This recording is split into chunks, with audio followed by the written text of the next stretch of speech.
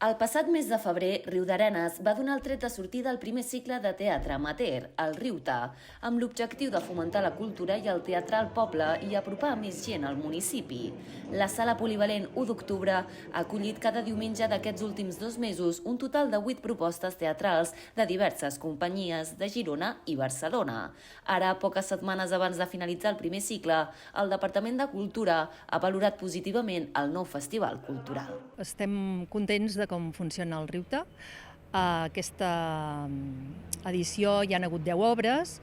Els grups de teatre estan molt contents perquè els hi donem l'oportunitat de poder fer la representació i nosaltres estem encantats perquè semblava que costaria trobar grups que vinguessin i és el contrari, que tenim llista d'espera ja de cares al proper teatre.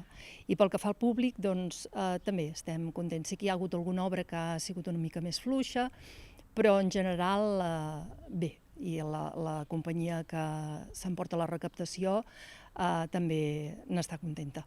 La veritat és que n'hi ha hagut alguna que ha sigut més dramàtica, poques, però la gent demana riure i passar-s'ho bé i no haver de pensar gaire. És una de les coses que ens estem plantejant ja per tenir aquest compromís, de mirar de fer un abonament o d'alguna manera que puguin beneficiar-se'n, ja que són fidels al cicle. Aquesta setmana, aquest diumenge, tenim l'obra Besos de Sils, que és un musical, que és l'únic de tot el cicle i sembla que és una obra que té bona acollida, que en parlen molt bé, esperem que vingui molta gent. I l'última la tanquem amb el grup teatral vidrarenc, que porta l'obra No em toquis la flor, que l'estrenen una setmana abans i també esperem que vingui molta gent. Des del consistori han afirmat que un cop finalitzat el cicle treballaran per organitzar la segona edició que es preveu realitzar-la de cara al primer trimestre de l'any que ve.